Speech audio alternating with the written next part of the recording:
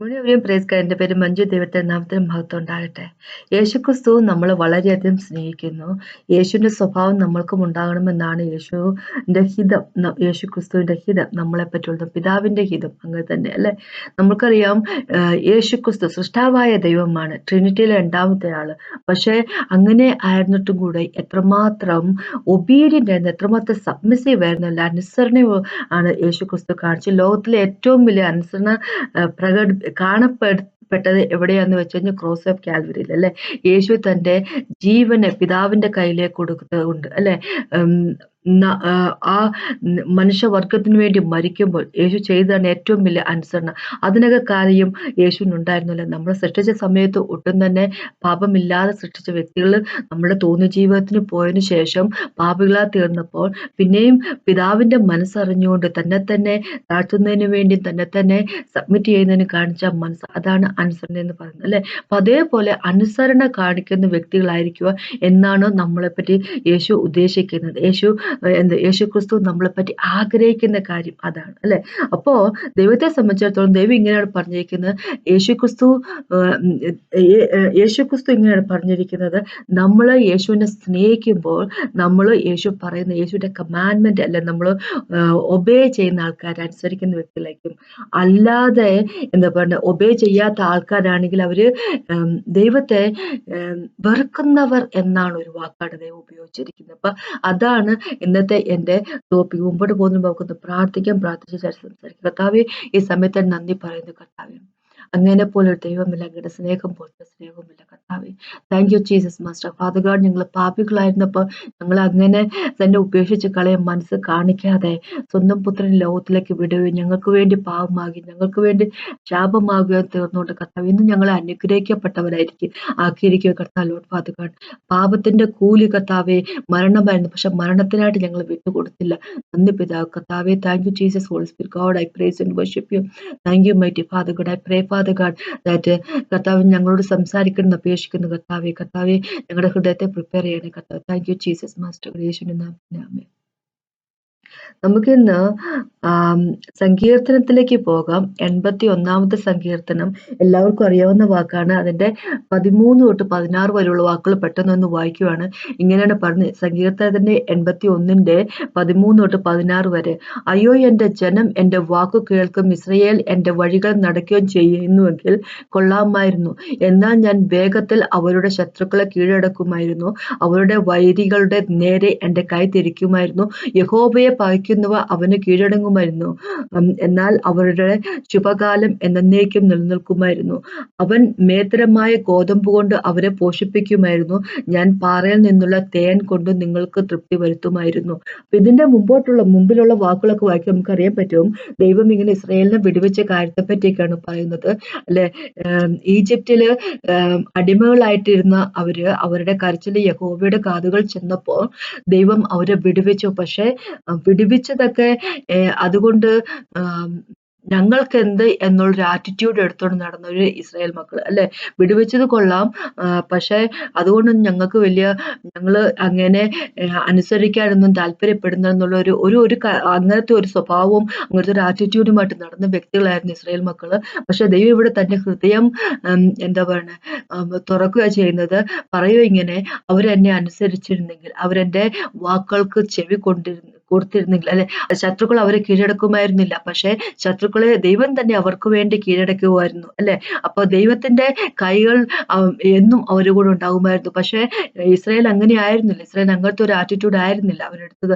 അവര് കണ്ട പോലത്തെ എന്താ പറയുക വലിയ അത്ഭുതങ്ങളൊന്നും ഈ ലോകത്തിൽ ആരെങ്കിലും കണ്ടിട്ടുണ്ട് എന്നെനിക്ക് തോന്നുന്നില്ല അല്ലെ. ഒരു സമുദ്രത്തെ മൊത്തം ദൈവം പകുത്തതാണ് അവരുടെ മുമ്പിൽ വെച്ചിട്ട് അല്ലെ.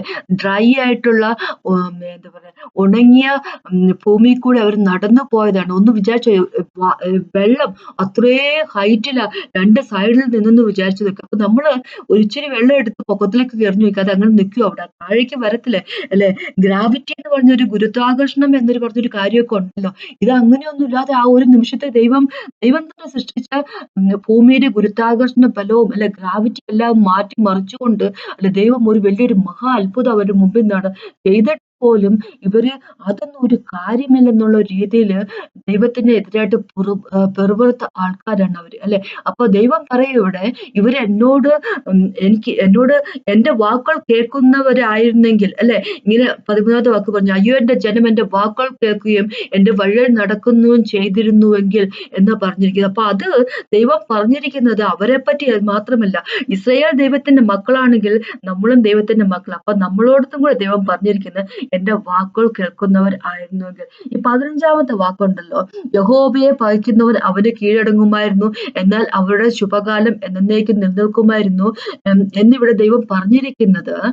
ഇംഗ്ലീഷ് ബൈബിളിലേക്ക് ന്യൂ കിങ് ജെയിംസ് വേർഷനിലേക്ക് വരുമ്പം ദൈവം ഇവിടെ പറഞ്ഞിരിക്കുന്നത് എന്താന്ന് വെച്ച് കഴിഞ്ഞാൽ, ഇത് ഇപ്പൊ മലയാളത്തിൽ ഞാൻ വായിച്ച പോലത്തെ ഒരു അർത്ഥത്തിലല്ല പറഞ്ഞിരിക്കുന്നത്. ഇങ്ങനെ പറഞ്ഞിരിക്കുന്നത്, the haters of the Lord should pretend a submission to him, but their fate would endures forever എന്നാ പറഞ്ഞിരിക്കുന്നത്. Haters of the Lord would pretend submission എന്നാ പറഞ്ഞിരിക്കുന്നത്. എന്ന് വെച്ച് കഴിഞ്ഞാല് ദൈവത്തെ ഹേറ്റ് ചെയ്യുന്ന വ്യക്തികൾ ദൈവത്തിന്റെ കൈകളിലേക്ക് തങ്ങളെ തന്നെ സബ്മിറ്റ് ചെയ്യുന്നത് പോലെ അവര് എന്താ പറയാ, പ്രിറ്റൻഡ് ചെയ്യും അല്ലെ, അവരങ്ങോട്ട് അഭിനയിച്ച് കാണിക്കും, പക്ഷെ അവർ ശരിക്കും ചെയ്യത്തില്ല എന്ന് പറഞ്ഞിരിക്കുന്നത് അല്ലെ. പക്ഷെ ഇവിടെ ഇങ്ങനെ പറഞ്ഞിരിക്കുന്നത്, ഇവിടെ മലയാളത്തിൽ പറഞ്ഞിരിക്കുന്നത് യഹോവയെ പകയ്ക്കുന്നവർ അവന് കീഴടങ്ങുമായിരുന്നു എന്ന് പറഞ്ഞിരിക്കുന്നു. അപ്പൊ ഇംഗ്ലീഷ് ബൈബിളിൽ നിന്ന് പറയുവാണെങ്കിൽ കുറച്ചും കൂടി നമുക്ക് മനസ്സിലാക്കാൻ പറ്റും.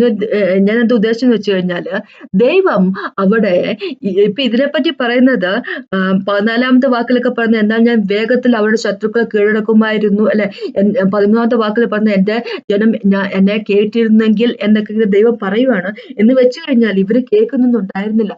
അതേ സമയത്ത് തന്നെ ഇവര് ദൈവത്തെ കേൾക്കുന്നു, ദൈവം പറയുന്ന അനുസരിക്കുന്നു എന്നൊക്കെ പറഞ്ഞു ഒരുമാതിരി ഒരു പ്രിറ്റൻഡ് ചെയ്തുകൊണ്ട് അല്ലെ, ഒരു എന്താ പറയാ, നാടകീയമായിട്ടുള്ള രീതിയിൽ അല്ലെ, ഞങ്ങൾ ദൈവത്തെ അനുസരിക്കുന്നു എന്നൊക്കെ ഉള്ള രീതിയിൽ വരുത്തി വെച്ചുകൊണ്ട് നടക്കുന്ന വ്യക്തികൾ. പക്ഷെ ശരിക്കും പറഞ്ഞാൽ അങ്ങനെയൊന്നും ശരിക്കും പറഞ്ഞാൽ ദൈവത്തിന്റെ കയ്യിലേക്ക് അവരെ തന്നെ സബ്മിറ്റ് ചെയ്തിരിക്കുന്ന വ്യക്തികളൊന്നും അല്ല. അപ്പൊ യേശുക്രിസ്തു നമ്മളോട് ഇങ്ങനെ പറഞ്ഞിട്ടുണ്ട്, എന്താ, യേശുവിനെ സ്നേഹിക്കുന്ന ആൾക്കാർ യേശു പറയുന്ന കാര്യങ്ങൾ അനുസരിക്കുന്നത്, യേശുവിന്റെ കമാൻഡ്മെന്റ് അനുസരിക്കുക തന്നെ അല്ലെ. അപ്പൊ ഇവിടെ ദൈവം 15ാമത്തെ വാക്കിൽ English Bible New King James വേർഷനിലും പിന്നെ വേറെ കുറച്ച് വേർഷനിലും ഇങ്ങനെ തന്നെ പറഞ്ഞിരിക്കുന്നത്, പ്രിറ്റൻഡ് ചെയ്യുന്നവര് അല്ലെ, ഹേറ്റേഴ്സ് പ്രിറ്റൻഡ് ചെയ്യും, സബ്മിറ്റ് ചെയ്യുന്ന പോലെ പ്രിറ്റൻഡ് ചെയ്യും എന്ന് പറഞ്ഞിരിക്കുന്നത്. വെച്ച് കഴിഞ്ഞാല് ശരിക്കും പറഞ്ഞാല് ദൈവത്തെ അവര് സ്നേഹിക്കുന്നുണ്ട് എന്ന തരത്തിലുള്ള നാട്ടിൽ ഇങ്ങനെ നടക്കുന്നത്, പക്ഷെ സ്നേഹിക്കുന്നില്ല. അപ്പൊ ദൈവം നേരത്തെ പറഞ്ഞു, എന്നെ സ്നേഹിക്കുവാണെങ്കിൽ നിങ്ങൾ ഓട്ടോമാറ്റിക്കലി എന്റെ കമാൻഡ്മെന്റ്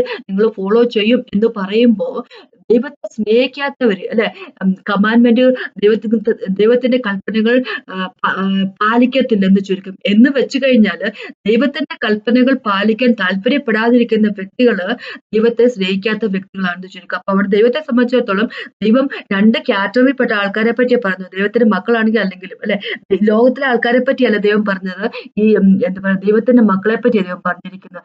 ലോകത്തിന്റെ ആൾക്കാർ എങ്ങനെയാന്ന് വെച്ചാൽ ദൈവത്തെ അനുസരിക്കാനോ ദൈവത്തിന്റെ ഒപ്പമായിരിക്കാനോ താല്പര്യപ്പെടുന്ന വ്യക്തികൾ. അതുകൊണ്ടാണല്ലോ അവര് ലോകത്തിന്റെ പാട്ടായിട്ട് നിൽക്കുന്നത്. പക്ഷെ ഇവിടെ പ്രിറ്റൻഡ് ചെയ്യുന്ന വ്യക്തികൾ എന്ന് പറയുമ്പോ ദൈവത്തിന്റെ കിങ്ഡത്തില്, ഒരു കാലം ദൈവത്തിന്റെ കിങ്ഡത്തില്, അടുത്ത കാലം ഈ ലോകത്തിലുമായിട്ട് നിൽക്കുന്ന വ്യക്തികൾക്ക് ചുരുക്കം അല്ലെ. അപ്പൊ അങ്ങനെയാകുമ്പോ ദൈവം ഇങ്ങനെ പറയുക, നേരത്തെ പറഞ്ഞു വെച്ചാൽ ദൈവത്തെ സംബന്ധിച്ചിടത്തോളം ഒന്നെങ്കിൽ ദൈവത്തെ സ്നേഹിക്കുന്ന വ്യക്തികൾ, അല്ലെങ്കിൽ ദൈവത്തെ വെറുക്കുന്ന വ്യക്തികൾ, അങ്ങനത്തെ 2 കാറ്റഗറി മാത്രമേ ഉള്ളൂ. അതിന്റെ ഇടയ്ക്ക് എന്നെ കുറച്ച് സ്നേഹിക്കുകയും എന്നെ കുറച്ച് കയറ്റുകയും ചെയ്യുന്ന ആൾക്കാര്, എന്നെ കുറച്ച് വെറുക്കുകയും ചെയ്യുന്ന ആൾക്കാർ, അങ്ങനത്തെ ഒരു കാറ്റഗറി ഇല്ല അല്ലെ. നമ്മൾ പലപ്പോഴെങ്കിലും പറഞ്ഞു കേട്ടിരിക്കുന്ന ഒരു കാര്യമാണ്, എന്താന്ന് വെച്ച് കഴിഞ്ഞാല് നമ്മളെല്ലാവരും ഒരു ജീവിതത്തിന്റെ ഒരു ഗ്രേ ഏരിയയിൽ നിൽക്കുന്ന വ്യക്തികളാണ്. എന്ന് വെച്ച് കഴിഞ്ഞാല് ഗ്രേ ഏരിയ എന്ന് പറയുമ്പോ നമുക്കറിയാം, വെളുപ്പും കറുപ്പും കൂടി യോജിച്ച് വരുന്ന ആ ഭാഗത്താണല്ലോ ഗ്രേ എന്നുള്ള കളർ വരുന്നത് അല്ലെ. അപ്പൊ എല്ലാവരും തന്നെ ഗ്രേ ഏരിയയിൽ നിൽക്കുന്ന വ്യക്തികളാണ് എന്നാണ് പലരെങ്കിലും പറയുന്നത് അല്ലെ. പക്ഷെ ദൈവം പറയുന്നത് വെച്ചാല്, ഒന്നെങ്കിൽ നീ എന്റെ കൂടെ, അല്ലെങ്കിൽ നീ ഈ ലോകത്തിൽ അല്ലെ. ഒന്നെങ്കിൽ നീ എന്നെ സ്നേഹിക്കുന്നു, അല്ലെങ്കിൽ നീ എന്നെ സ്നേഹിക്കുന്നില്ല. നീ എന്നെ സ്നേഹിക്കുന്നുണ്ടെങ്കിൽ ഞാൻ പറയുന്ന അനുസരിച്ച് നീ ജീവിക്കും, നീ എന്നെ സ്നേഹിക്കുന്നില്ലെങ്കിൽ ഞാൻ പറയുന്നത് നീ കേൾക്കത്തില്ല അല്ലെ. ഞാൻ പറയുന്നത് കേൾക്കാതിരിക്കുമ്പോ നീ എന്താ ചെയ്യുന്നത്, ഇവിടെ എന്താ പറയുക, പ്രിറ്റൻഡ് ചെയ്യും അല്ലെ. ഞാൻ ദൈവമായിട്ട് എന്താ പറയുക, ദൈവത്തിന്റെ കൈകളിലേക്ക് ഞാൻ എന്നെ സബ്മിറ്റ് ചെയ്തിരിക്കുന്നു, ഞാൻ എന്താ പറയുക ഭയങ്കര ഒബീഡിയന്റ് ആണ്, ഭയങ്കര സബ്മിസീവ് ആണെന്നൊക്കെ പറഞ്ഞൊരു ഒരുമാതിരി ഒരു നാട്യത്തിൽ ഇങ്ങനെ നടക്കുന്ന വ്യക്തികളായിരിക്കും അല്ലെ. അപ്പൊ ദൈവം ഇങ്ങനെ പറഞ്ഞിരിക്കുക ഇവിടെ, അങ്ങനെയുള്ള വ്യക്തികളുടെ അവരുടെ കാലം ഇനി ഫ്യൂച്ചർ എന്ന് പറഞ്ഞാല് അതിനൊരു തീരുമാനമായിട്ടുള്ളതാണ് എന്നാണ് ദൈവം ഇവിടെ പറഞ്ഞത്. ഇംഗ്ലീഷ് ബൈബിളിലെ കാര്യം ഞാൻ പറഞ്ഞിരിക്കുന്നത് 15ാമത്തെ വാക്ക് ഒരു പ്രാവശ്യം കൂടി ഞാൻ വായിക്കൂടെ ഇംഗ്ലീഷിൽ വായിക്കുവാണ്. The haters of the Lord would pretend submission to him but the fate would endure for ever. അപ്പൊ ഇങ്ങനെ പറഞ്ഞ ദൈവത്തെ ഹെയ്റ്റ് ചെയ്യുന്ന ആൾക്കാർ, അവര് ദൈവത്തിന്റെ കയ്യിലേക്ക് അവരുടെ ജീവിതത്തെ സബ്മിറ്റ് ചെയ്തിട്ടുണ്ട് എന്നുള്ള ഒരു രീതിയിൽ അവരിങ്ങനെ നാട്യത്തോടെ നടക്കുന്നു. പക്ഷെ അവരുടെ ഫെയ്റ്റ് അല്ലെ, അവരുടെ എന്താ പറയുക ഫ്യൂച്ചർ, അവരുടെ ഭാവി എന്ന് പറഞ്ഞാൽ, അവരുടെ വിധി എന്ന് പറഞ്ഞാൽ അത് എന്നത്തേക്കുള്ളൂ എന്ന് വെച്ച് കഴിഞ്ഞാല് അവര് ചെയ്യുന്നതിന്റെ ഫലം അവർ അനുഭവിക്കുക തന്നെ ചെയ്യും. അപ്പൊ ഇവിടെ ദൈവം പറഞ്ഞിരിക്കുന്നത് നമുക്കറിയാം, ഡ്യൂട്രോണമി അല്ലെ ആവർത്തന പുസ്തകത്തിലേക്ക് പോകും 28ാമത്തെ ചാപ്റ്ററിലൊക്കെ ദൈവം ഇങ്ങനെ പറഞ്ഞിട്ടുണ്ട്, ദൈവത്തെ അനുസരിക്കുവാൻ കംപ്ലീറ്റ് ആയിട്ട് അല്ലെ, ഒരു കംപ്ലീറ്റ് ആയിട്ടുള്ള ഒരു അനുസരണ, കംപ്ലീറ്റ് ആയിട്ടുള്ള സബ്മിഷൻ, അതിനെപ്പറ്റിയാണ് ദൈവം ഉദ്ദേശിക്കുന്നത് അല്ലെ. ഒരു പാർഷ്യലി കുറച്ച് ഇവിടെയും കുറച്ച് അവിടെയായിട്ട് നിൽക്കുന്ന രീതിയെ പറ്റി അല്ല ദൈവം ഉദ്ദേശിക്കുന്നത്. ദൈവത്തിന്റെ മക്കളെ പറ്റി കുറച്ച് പിന്നെ സ്വർഗത്തിന്റെ രാജ്യത്വം കുറച്ച് ഈ ലോകത്തിലുമായിട്ട് നിൽക്കുന്ന ആ ഒരു പരിപാടിയെ പറ്റി അല്ല ദൈവം പറയുന്നത്. കംപ്ലീറ്റ് ആയിട്ട് യേശുവിലായിരിക്കുന്ന, യേശുവില് ഹിഡൻ ആയിരിക്കുന്ന വ്യക്തികൾ അല്ലെ, കംപ്ലീറ്റ് ആയിട്ട് മറഞ്ഞിരിക്കുന്ന വ്യക്തികളെ പറ്റിയാണ്. അതാണ് ദൈവം ഉദ്ദേശിക്കുന്നത് നമ്മളെ പറ്റി. അല്ലാതെ കുറച്ച് ഇവിടെ അവിടെ നിൽക്കുന്നതിനെ പറ്റി അല്ല ദൈവം പറഞ്ഞിരിക്കുന്നത് അല്ലെ. ഈ ലോകത്തിന്റെ ക്യാരക്ടർ കുറച്ച്, ജഡത്തിന്റെ ക്യാരക്ടർ കുറച്ച്, ഹോളിസ്പിരിറ്റിനെ ഒപ്പം നടക്കുന്നത് കുറച്ച്, അങ്ങനെ ഒരു കാര്യത്തെ പറ്റി അല്ല ദൈവം ഉദ്ദേശിക്കുന്നത്. നമുക്കറിയാം റോമക്കത്തിലേക്ക് 8ാമത്തെ ചാപ്റ്റർ 14ാമത്തെ വാക്ക് ഇങ്ങനെ ദൈവം പറഞ്ഞിരിക്കുന്നത്, ഹോളിസ്പിരിറ്റ് ഗോഡിനാൽ നയിക്കപ്പെടുന്ന വ്യക്തികളാണ് ദൈവത്തിന്റെ മക്കൾ, അല്ലെങ്കിൽ ദൈവത്തിന്റെ പുത്രന്മാർ എന്ന് പറഞ്ഞിരിക്കുന്നത്. ഹോളിസ്പിരിറ്റ് ഗോഡിനാൽ നയിക്കപ്പെടും. യേശുക്രിസ്തു സൃഷ്ടാവായ ദൈവം തന്നെ ഹോളിസ്പിരിറ്റ് ഗോഡിന്റെ കയ്യിലേക്ക് സബ്മിറ്റ് ചെയ്തിരുന്നു അല്ലെ. ട്രിനിറ്റിയുടെ 2ാമത്തെ ആളാണ് യേശുക്രിസ്തു. ആ 2ാമത്തെ ആളും കൂടെ ഹോളിസ്പിരിറ്റ് ഗോഡിന്റെ കയ്യിലേക്ക് തന്നെ ഏൽപ്പിച്ചിരുന്നു. തന്നെ ആ എന്താ പറയുക വിൽഡർനെസ്സിലേക്ക്, മരുഭൂമിയിലേക്ക് നയിക്കുന്നതിനും അവിടെ വെച്ച് പിശാചിനാൽ പരീക്ഷിക്കപ്പെടുന്നതിനും എല്ലാം ഹോളിസ്പിരിറ്റ് ഗോഡിന്റെ കയ്യിലേക്ക് തന്നെ ഏൽപ്പിച്ചു കൊടുത്തിരുന്നു അല്ലെ. അപ്പൊ അങ്ങനെ ഏൽപ്പിച്ചു കൊടുക്കുന്ന വ്യക്തികളാണ് ദൈവത്തിന്റെ മക്കൾ, അല്ലെങ്കിൽ ദൈവത്തിന്റെ പുത്രന്മാർ എന്നൊരു വാക്കാണ് ദൈവം ഉപയോഗിച്ചിരിക്കുന്നത്. ദൈവത്തിന്റെ പുത്രന്മാർ എന്ന് പറയുന്നത് അല്ലെ. അങ്ങനെ ഉള്ളവര് ഇങ്ങനെ നമ്മളിപ്പോ ഇംഗ്ലീഷ് ബൈബിള് വായിച്ച പോലെ പ്രിറ്റൻഡ് ചെയ്ത് നടിച്ചു നടക്കുന്ന വ്യക്തികളൊന്നുമല്ല അല്ലെ. ഞാൻ സബ്മിസീവ് ആണ്, പക്ഷെ ഞാൻ കംപ്ലീറ്റ് എന്റെ ജീവിതം ദൈവത്തിന് കയ്യിലേക്ക് കൊടുക്കാൻ താല്പര്യപ്പെടുന്നില്ല, എനിക്ക് എന്റേതായിട്ടുള്ള കുറെ കാര്യങ്ങളൊക്കെ ഉണ്ട് അല്ലെ, അതൊക്കെ വേണം. അതിന്റെ ഇടയ്ക്ക് ഞാൻ ദൈവത്തെയും ഒന്ന് അനുസരിക്കുക ചെയ്യും, എന്റെ സൗകര്യത്തിന്, എന്റെ താല്പര്യത്തിന്, എന്റെ എന്താ പറയുക കംഫോർട്ടിനൊക്കെ അനുസരിച്ച് ഞാൻ അനുസരിക്കുകയും ചെയ്തു. അത് ആ ഒരു പരിപാടി നടക്കത്തില്ല ദൈവത്തിന്റെ രാജ്യത്ത്. അതാ ദൈവം നമ്മളോട് പറഞ്ഞിരിക്കുന്നത്. നമ്മൾ അവനെ അനുസരിക്കാൻ താല്പര്യപ്പെടുന്ന വ്യക്തികളാണെങ്കിൽ അവൻ നമ്മളെ പരിപാലിക്കുക തന്നെ ചെയ്യും. ഇവിടെ 16ാമത്തെ വാക്ക് ഇങ്ങനെ പറഞ്ഞിരിക്കുന്നത്, അവൻ മേത്തരമായ ഗോതമ്പ് കൊണ്ട് അവരെ പോഷിപ്പിക്കുന്നു, ഞാൻ പാറയിൽ നിന്നുള്ള തേൻ കൊണ്ട് നിനക്ക് തൃപ്തി വരുത്തുമല്ലോ. അപ്പൊ ഒന്ന് വിചാരിച്ചു നോക്ക്, ആവർത്തന പുസ്തകത്തിൽ 28ാമത്തെ ചാപ്റ്റർ ഡ്യൂട്രോണമിന്റെ 28ലും ദൈവം പറഞ്ഞിരിക്കുന്ന കാര്യമുണ്ട് അല്ലെ. ദൈവത്തെ കംപ്ലീറ്റ് ആയിട്ട് അനുസരിക്കുകയാണെങ്കിൽ, ദൈവത്തിന്റെ കൈകളിലേക്ക് നമ്മുടെ ജീവിതത്തെ കംപ്ലീറ്റ് ആയിട്ട് കൊടുക്കുന്ന ആൾക്കാരാണ് ഈ റോമക്കത്ത് ലേഖനത്തിലെ 8ാമത്തെ ചാപ്റ്ററിൽ പറഞ്ഞിരിക്കുക ഇങ്ങനെയാ. അങ്ങനെയുള്ള വ്യക്തികൾ, ഹോളിസ്പിരിറ്റ് ഗോഡിനാൽ നയിക്കപ്പെടുന്ന വ്യക്തികൾക്ക് പിന്നെ ഒരു കണ്ടംനേഷൻ ഇല്ല, അവര് ദൈവത്തിലാണ് അല്ലെ. പിന്നെ ഒന്ന് ദൈവം പറഞ്ഞ കണ്ടംനേഷൻ ഇല്ല എന്ന് പറഞ്ഞിട്ടുണ്ട്. അതോടൊപ്പം തന്നെ ദൈവം പറഞ്ഞിരിക്കുക, അനുഗ്രഹിക്കപ്പെട്ടതായിരിക്കും അവരെ നാട്ടിൽ അനുഗ്രഹിക്കപ്പെട്ടതായിരിക്കും, അവരുടെ വരവും പോക്കും അനുഗ്രഹിക്കപ്പെട്ടതായിരിക്കും അല്ലെ. അവരുടെ ഭക്ഷണം അനുഗ്രഹിക്കപ്പെട്ടായിരിക്കും, വെള്ളം അനുഗ്രഹിക്കപ്പെട്ട, ഓയിൽ അനുഗ്രഹിക്കപ്പെട്ടായിരിക്കും, അനുഗ്രഹമായിരിക്കും അല്ലെ. അത് തന്നെ ഇവിടെ ദൈവം പറഞ്ഞിരിക്കുന്നത്, ഞാൻ മേൽത്തരമായ ഗോതമ്പ് കൊണ്ട് അവരെ പോഷിപ്പിക്കുമായിരുന്നു, പാറയിൽ നിന്നുള്ള തേൻ കൊണ്ട് നിനക്ക് തൃപ്തി വരുത്തുമെന്ന്. തേൻ എന്ന് ദൈവം ഉദ്ദേശിക്കുന്നത് എന്ന് വെച്ചാല് അബണ്ടൻസിനെ, ഒരുപാട് ധാരാളമായിട്ട് ഉള്ളതിനെ കാണിക്കുന്നത്. എന്താ വെച്ച് കഴിഞ്ഞാൽ വിചാരിച്ചു നോക്കുക, കനാനെ പറ്റി ദൈവം പറഞ്ഞിരിക്കുന്നത് പാലും തേനും ഒഴുകുന്ന ഒരു നാട് എന്നാ പറഞ്ഞിരിക്കുന്നത്. അവിടെ പാല് വെറുതെ തോട്ടിക്കൂടെ പാൽ ഒഴി നടക്കുമെന്നല്ലല്ലോ ദൈവം പറഞ്ഞു, തേൻ ഒഴി നടക്കുമെന്നല്ല പറഞ്ഞു. എന്താ ഉദ്ദേശം എന്ന് വെച്ച് കഴിഞ്ഞാല് വളരെയധികം പ്രോസ്പെരിറ്റി, നിറച്ചും കാര്യങ്ങൾ അല്ലെ. ഒരു പട്ടിണിയില്ല, പരിവട്ടമില്ല, അങ്ങനെ ഇല്ലാത്ത ഒരു കാലത്തെ പറ്റിയാ ദൈവം, ഒരു നാടിനെ പറ്റിയാ ദൈവം പറഞ്ഞിരിക്കുന്നത്. ശരിക്കും പറഞ്ഞാൽ യേശുക്രിസ്തു ആ കനാനിനെ കൊണ്ട് ദൈവം ഉദ്ദേശിച്ചത് യേശുക്രിസ്തുവിനെ പറ്റിയാണ്. അല്ലെ. നമ്മളുടെ എന്താ പറയാ സ്വർഗത്തിന്റെ രാജ്യമല്ലേ, എന്താ പറയുക, ഒരു അല്ലലും ഒരു അലച്ചിലും ഇല്ലാത്ത അല്ലെ ഒരു നാട്, അതിനെപ്പറ്റിയാണ് പറഞ്ഞിരിക്കുന്നത്. നമുക്കറിയാം യേശു എന്ന് പറഞ്ഞാൽ ഒരു സ്ഥലവുമാണ് ഒരു വ്യക്തിയുമാണ് അല്ലെ. അങ്ങനെയൊക്കെ പറയുമ്പോ എന്താ ഉദ്ദേശിക്കുന്ന വിചാരിക്കും. നമുക്കറിയാം കൊളോഷ്യർക്ക് ലേഖനത്തിൽ 1-ാമത്തെ ചാപ്റ്ററിലേക്ക് പോകും ഇങ്ങനെ പറഞ്ഞിരിക്കുന്നത്, എല്ലാം അവനിലാണ് കൺസിസ്റ്റ് ചെയ്തിരിക്കുന്നത്, എല്ലാം അവനിലാണ് അടങ്ങിയിരിക്കുന്ന പറഞ്ഞിരിക്കുന്നത്. എന്ന് വെച്ച് കഴിഞ്ഞാല് അടങ്ങിയിരിക്കുന്ന ഒരു വ്യക്തിയിൽ എങ്ങനെ അടങ്ങിയിരിക്കും. അപ്പൊ ഈ പ്രപഞ്ചം മൊത്തം യേശുവിലാണ് എന്നാ പറഞ്ഞിരിക്കുന്നത് അല്ലെ. അപ്പൊ യേശു ദൈവമാണ്, ഒരു വ്യക്തിയാണ്, ഒരു മനുഷ്യനാണ്. അപ്പൊ നമുക്കറിയാം എന്നും ആ മനുഷ്യൻ എന്നുള്ളത് ഇപ്പോഴും കാത്തു സൂക്ഷിക്കാം അല്ലെ, കാത്തു സൂക്ഷിക്കുന്നത് എന്ന് വെച്ച് കഴിഞ്ഞാൽ ഇങ്ങനെയല്ലേ അപ്പോസ്തല പ്രവർത്തനത്തിന്റെ ആദ്യത്തെ ചാപ്റ്റർ ഇങ്ങനെയല്ലേ പറഞ്ഞിരിക്കുന്നത്, യേശു പോയ പോലെ തന്നെ തിരിച്ചിങ്ങോട്ട് വരുന്നു പറഞ്ഞാൽ മനുഷ്യനായിട്ടാ പോയത് അല്ലെ. അന്ന് ഉയർത്തെഴുന്നേറ്റ ശേഷം ശിഷ്യന്മാരെ കാണുക, അവരോടൊപ്പം ഭക്ഷണം കഴിക്കുകയൊക്കെ ചെയ്തല്ലോ അല്ലെ. അപ്പൊ എന്താ പറയാ തോമസ് കൈ പിടിച്ചു നോക്കുകയൊക്കെ ചെയ്തല്ലോ. അപ്പൊ എന്ന് വെച്ചാൽ മനുഷ്യനായിട്ട് തന്നെയാണ്, ഗ്ലോറിഫൈഡ് ആയിട്ടുള്ള ബോഡി ആയിട്ടാണ്. അപ്പൊ അതേ പോയ പോലെ തന്നെ തിരിച്ചു എന്ന് വെച്ചാൽ ഇന്നും മനുഷ്യനായിട്ട് തന്നെയാണ് ഉള്ളത് അല്ലെ. നമ്മളെ നമ്മുടെ ഹൈപ്രീസ്റ്റ് ആയിട്ട് പിതാവിന്റെ വലഭാഗത്ത് നിന്നുകൊണ്ട് മനുഷ്യനായിട്ട് തന്നെയാണ് യേശുക്രിസ്തു നമ്മൾക്ക് വേണ്ടി പ്രാർത്ഥിച്ചുകൊണ്ടിരിക്കുന്നത് അല്ലെ. അപ്പൊ എന്താ പറയണേ, യേശുക്രിസ്തു മനുഷ്യനാണ് അല്ലെ. മനുഷ്യനല്ല, എന്താ പറയണേ, മനുഷ്യനല്ല പറയുന്നത്, മനുഷ്യ രൂപത്തിൽ തന്നെയാണ് ഇന്നും അല്ലെ. മനുഷ്യന്റെ രൂപത്തിൽ തന്നെ മനുഷ്യനാണെന്ന് ഞാൻ പറഞ്ഞു ഉദ്ദേശിച്ച മനുഷ്യന്റെ രൂപത്തിൽ തന്നെയാണ് അല്ലെ. പിന്നെ എന്താ പറയണേ, യേശുക്രിസ്തു ദൈവമാണ്, യേശുക്രിസ്തു ഒരു സ്ഥലമാണ്, എല്ലാം അടങ്ങിയിരിക്കുന്നത് യേശുക്രിസ്തു. ഈ പ്രപഞ്ചം മൊത്തം അടങ്ങിയിരിക്കുന്നത് യേശുക്രിസ്തുവിലാണ് അല്ലെ. അപ്പൊ പിന്നെ ഇവിടെ എന്താ പറയുക, പാലും തേനും, ഇപ്പൊ തേനിനെ പറ്റിയാണ് പറഞ്ഞു വന്നിരുന്നത് അല്ലെ. തേൻ എന്ന് പറയുമ്പോൾ അബണ്ടൻസിനെയാണ് കാണിക്കുന്നത് അല്ലെ. ഒരുപാട് എന്താ പറയുക ലക്ഷറി അല്ലെ, അതിനെപ്പറ്റി പ്രോസ്പെരിറ്റി, ലക്ഷറി അല്ലെ പ്രോസ്പെരിറ്റിയെ പറ്റിയാണ് കാണിക്കുന്നത്. അപ്പൊ അങ്ങനെയാകുമ്പോൾ ഇവിടെ ഒരു കാര്യം ദൈവം പറഞ്ഞിരിക്കുന്നത്, മേൽത്തരമായി ഗോതമ്പ് കൊണ്ട് അവരെ പോഷിപ്പിക്കുമായിരുന്നു, പാറയിൽ നിന്ന് തേൻ കൊണ്ട് നിനക്ക് തൃപ്തി വരുമായിരുന്നു. മേൽത്തരമായി ഗോതമ്പ് എന്ന് പറയുമ്പോൾ അല്ലെ ബ്രെഡ്, അപ്പം എന്നുള്ളതിനാണ് കാണിക്കുന്നതെങ്കിൽ നമുക്കറിയാം അപ്പം എന്ന് പറഞ്ഞ ആരാ, നമുക്കുള്ള റിയൽ അപ്പം എന്ന് പറഞ്ഞ മന്ന എന്ന് പറഞ്ഞ യേശുക്രിസ്തു ആണല്ലേ. യേശു തന്നെ പറഞ്ഞിട്ടുണ്ട്, ശരിക്കുമുള്ള അപ്പം എന്ന് പറഞ്ഞ യേശുക്രിസ്തു, സ്വർഗ്ഗത്തിൽ നിന്നുള്ള അപ്പം എന്ന് പറഞ്ഞ യേശുക്രിസ്തു ആണ്. പാറയിൽ നിന്നുള്ള തേൻ കൊണ്ട് തൃപ്തി വരുത്തുന്നത് പാറ എന്ന് പറഞ്ഞ യേശുക്രിസ്തുവാണ് അല്ലെ. ഇസ്രായേൽ മക്കളെ ഫോളോ ചെയ്ത ആ പാറ എന്ന് പറഞ്ഞ യേശുക്രിസ്തുവാണ്.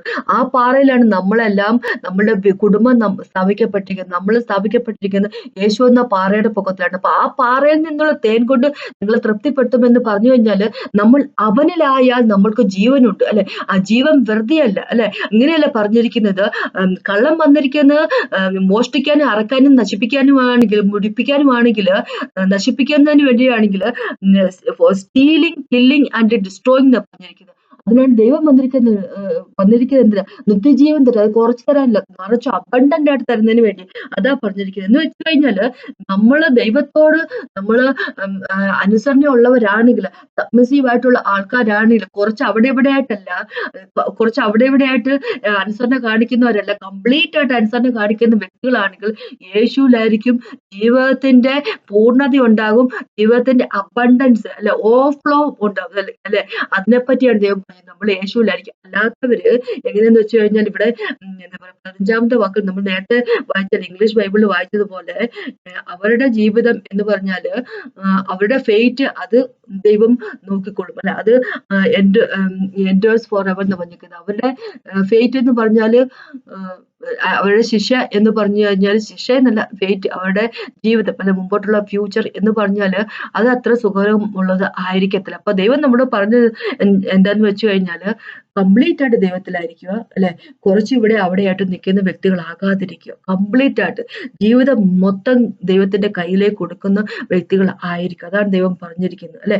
ദൈവം എപ്പോഴും ഒരു റെമനന്റിനെ പറ്റി അല്ലെ, കുറച്ച് ആൾക്കാർ അല്ലെ ദൈവത്തിന്റെ ഒപ്പം ഉണ്ടായിരിക്കും എന്ന് പറയുന്നവരെ പറ്റി ദൈവം എപ്പോഴും സംസാരിക്കുന്ന ഒരു വ്യക്തിയാണല്ലേ. ദൈവം ഒരിക്കൽ പോലും എന്താ നമ്മൾ സർപ്രൈസിലാക്കി നിർത്തുവല്ല ദൈവം ചെയ്തിരിക്കുന്നത്. തന്റെ കൂടെ നിൽക്കുന്ന ആൾക്കാർ തന്റെ ഒപ്പം ഉണ്ടായിരിക്കും അല്ലെ.